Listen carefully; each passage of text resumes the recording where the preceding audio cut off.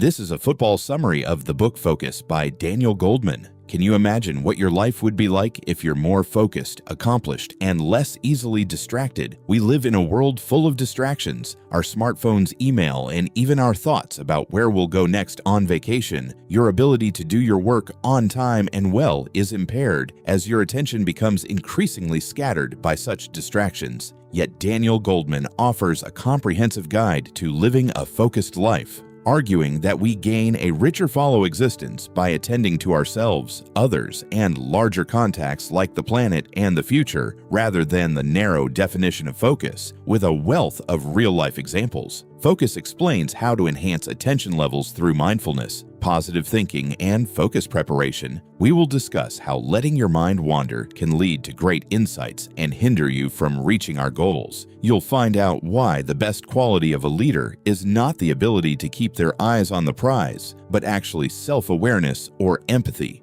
Attention is the key to high performance in a world of endless distractions. We live in distracting times, and the stronger our ability to select what we focus on, the better we are at ignoring potential distractions. However, not everyone's selective attention is as strong, so it's crucial to increase our ability to select what we focus on. Distractions threaten to waste our time, reduce our productivity, and diminish our ability to immerse ourselves in a subject, reducing our chances of learning and discovering new things. Life on automatic diminishes our experience of the present moment because we rely on our bottom-up minds for automatic and routine mental activity, and our top-down minds for planning, reflection, and learning new skills. A psychologist asked a few people to jump to the front of a queue to use a photocopier. The person at the head of the queue was often zoned out and let the person use the copier. The 10,000-hour rule is a myth because we can't become experts at a particular task by performing it repeatedly.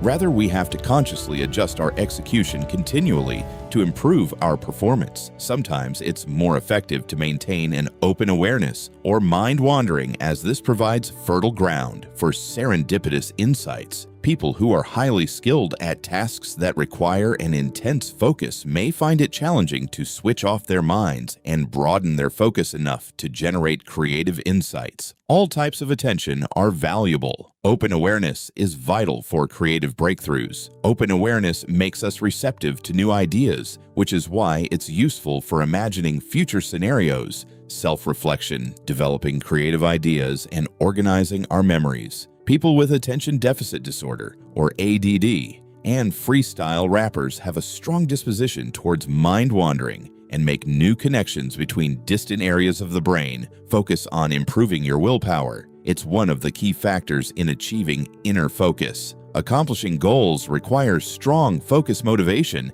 and determination, all qualities that constitute strong willpower, and the more challenging the goal, the more willpower we require. Our willpower plays a crucial role in determining the course of our lives. For example, it's more probable that children who display a high level of willpower will become successful in their futures compared to those who don't show such self-control. In one major experiment, over 1,000 children took a series of tests that evaluated their capacity to handle frustration, restlessness, concentration, and perseverance. 20 years later, 96 of these children were located and then in their 30s had their health, wealth, and criminal record evaluated. Self-control and willpower aren't necessarily qualities you're born with and have to be developed throughout our childhood and even in adulthood. The most effective way to develop stronger willpower is to do what you love. If your work reflects your personal values, it motivates you to pursue your goals with determination, and the effort required seems worthwhile when you enjoy and care about the results of your work. Focus on building your empathy, as this will help you navigate within any social context. Cognitive empathy allows us to see the world through the eyes of others, but emotional empathy allows us to feel what others are feeling. It can help us comprehend other people's mental states and how they understand the world. However, while this empathy allows us to observe, for example, that someone is sad if their loved one had died, it doesn't allow us to feel what they feel. Cognitive empathy is the kind that psychopaths have. They're able to see what others are feeling, but they lack the ability to feel with them, which allows them to manipulate others for their own purposes. Emotional empathy, on the other hand, does enable us to feel what others are feeling. Moreover, this is actually a physical phenomenon, as we sense other people's emotions within our own bodies in one study. For example, the brains of subjects were imaged while they were watching other people receiving painful electric shocks, revealing that the subject's pain circuits were indeed activated. In other words, the subject's brain stimulated the other people's pain. However, while these types of empathy allow us both to see and feel what others are going through, they don't necessarily lead us to become sympathetic. That is, having concern for other people's well-being. There are a few different types of empathy, including empathetic concern and detached concern. Doctors who don't express empathy with their patients are more likely to be sued if they make a mistake. People tend to focus on their immediate environment and to plan only for the near future. However, ignoring the larger context can have detrimental consequences in the future,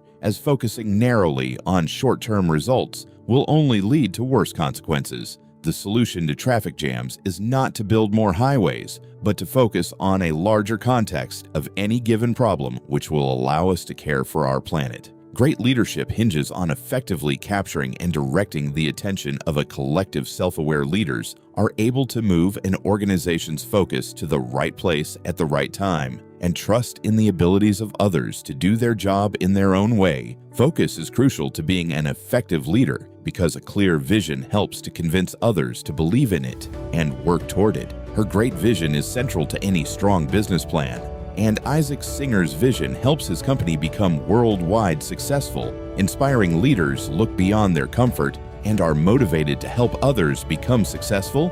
They focus on identifying and developing other people's potential and strive to empower others and contribute to their community. Unempathetic leaders cannot see and manage their impact on others. When the BP oil spill disaster occurred, the CEO of BP was unable to see how his actions affected others and how the public now perceived the company's successful leaders focus on the future by exploring the broader context in which their organization operates. Steve Jobs reorganized Apple's portfolio to focus on just 4 computers, on adventurous leaders who focus on exploiting existing products and technologies end up as victims of their own narrow vision. One of the best examples of this is a smartphone company like BlackBerry, which lost 75% of its market value because it failed to recognize new opportunities for development. Focus, attention span, and awareness of when your mind wanders are all benefits of meditation. Meditation helps you focus on one thing.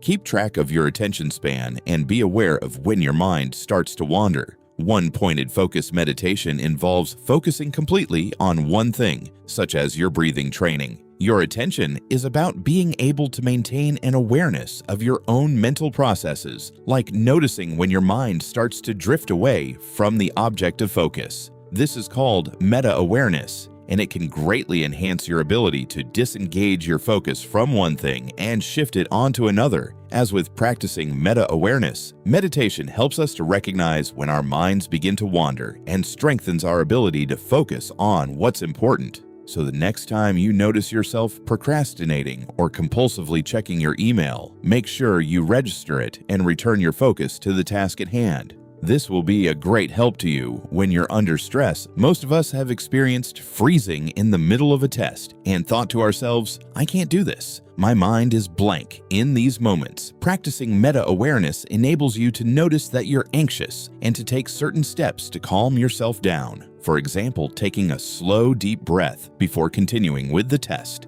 Positive thinking is vital for sustaining motivation and achieving goals. Positive thinking boosts our motivation, and the left prefrontal area is extremely active. When we're positive, this is what motivates graduate students to work late into the night to finish their dissertations. A good mood opens our mind to experiencing new things and meeting new people, and this helps us deal better with big challenges. This argument applies equally to making plans for the future. Focus on what you'd really enjoy doing, what skills you want to learn, and what strengths you've already developed. What's your most important key takeaway? Please comment down below and share the video if you like it. Check out these other 2 videos. Thank you, and until next time.